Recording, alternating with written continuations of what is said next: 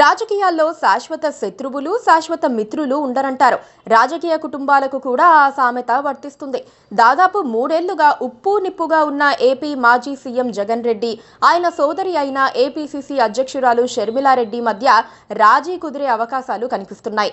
ఆస్తుల వ్యవహారం రాజకీయ వివాదంగా మారి షర్మిల తన అన్నపై ధ్వజమెత్తినప్పటి నుంచి వైసీపీకి ఏదీ కలిసి రావటం లేదు. వైఎస్ వివేకానందరెడ్డి హత్య కేసు తోడై జగన్ పార్టీకి కనీసం ప్రధాన ప్రతిపక్ష హోదా లేకుండా చేసింది. ఎన్నికల్లో జగన్ ఓడిపోయిన తర్వాత కూడా వదలబొమ్మాలి అన్నట్లుగా షర్మిలారెడ్డి ప్రవర్తిస్తున్నారు. అధికారంలో ఉన్న సీఎం చంద్రబాబును 2 మాటలంటే జగన్ రెడ్డిని 16 మాటలంటున్నారు. ఇదే పరిస్థితి కొనసాగితే తమకు కష్టమే కానీ ప్రయోజనం లేదని జగన్ రెడ్డి గుర్తించారని సన్నిహిత వర్గాల్లో వినిపిస్తోంది.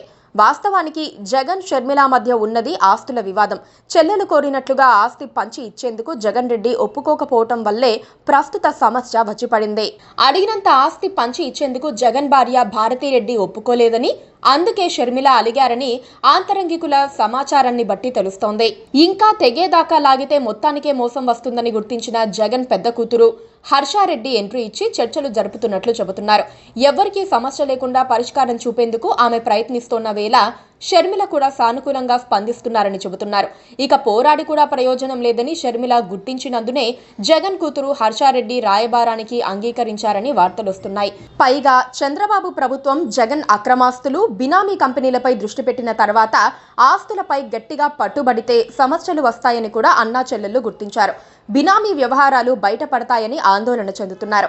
పైగా అన్నా చెల్లెలు కొట్టుకోవడంతో హైదరాబాద్లోని లోటస్ పాండ్ నివాసం కూడా బోసిపోయి కనిపిస్తోంది. షర్మిలతో వివాదాన్ని అంతమొందించేందుకు జగన్ రెడ్డి ఒప్పుకోవటం వెనక రాజకీయ కారణాలు కూడా ఉన్నాయి. బీజేపీకి పరోక్షంగా మద్దతిస్తూ వచ్చిన జగన్ రెడ్డి దానివల్ల తనకు ఎలాంటి ప్రయోజనమూ ఒనగూరలేదని అర్థం చేసుకున్నారు. ఇండియా కూటమిలో చేరితే భవిష్యత్తులోనైనా ప్రయోజనం ఉంటుందని ఆయన విశ్వసిస్తున్నారు. 5 ఏళ్ల తర్వాత జరిగే అసెంబ్లీ ఎన్నికల్లో గెలిచే ఛాన్స్ ఉంటుందని ఆయన ఆశపడుతున్నారు. గత ఎన్నికల్లో జగన్ రెడ్డికి 40% ఓట్లొచ్చాయి. కాంగ్రెస్తో కలిస్తే ఆ పార్టీకి ఉన్న కొద్దిపాటి ఓటు బ్యాంకు తనకు రావడంతో పాటు రాజకీయ శక్తుల పునరేకీకరణ జరిగి వైసీపీకి ప్రయోజనం కలుగుతుందని నమ్ముతున్నారు. ఆంధ్రప్రదేశ్ కాంగ్రెస్ నేతలు కూడా పొత్తును ఆమోదించే అవకాశాలే ఉన్నాయి. వరుసగా 3 ఎన్నికల్లో ఆ పార్టీ తరపున ఒక్క ఎమ్మెల్యే కూడా గెలవలేదు. ఈ పరిస్థితుల్లో ఇంకెన్నాళ్ళు ఊరికే కూర్చోవాలని వాళ్ళు టెన్షన్ పడుతున్నారు. ఇండియా కూటమిలో వైసీపీ చేరి కాంగ్రెస్ తో పొత్తు పెట్టుకుంటే షర్మిలను కూడా ఏపీ రాజకీయాలకు కాస్త దూరం పెట్టే అవకాశం ఉంది. రాజీ మార్గంలో షర్మిల పీసీసీ అధ్యక్ష పదవిని వదులుకొని రాజ్యసభ సీటు తీసుకునే అవకాశం ఉంది. అప్పుడు ఆమె ఏపీని వదిలి ఢిల్లీ వెళ్లిపోతారంటున్నారు. దీనికి సంబంధించి జగన్ రెడ్డి ఇటీవలే బెంగళూరులో కొందరు కాంగ్రెస్ నేతలతో మంతనాలు జరిపారని తెలుస్తోంది.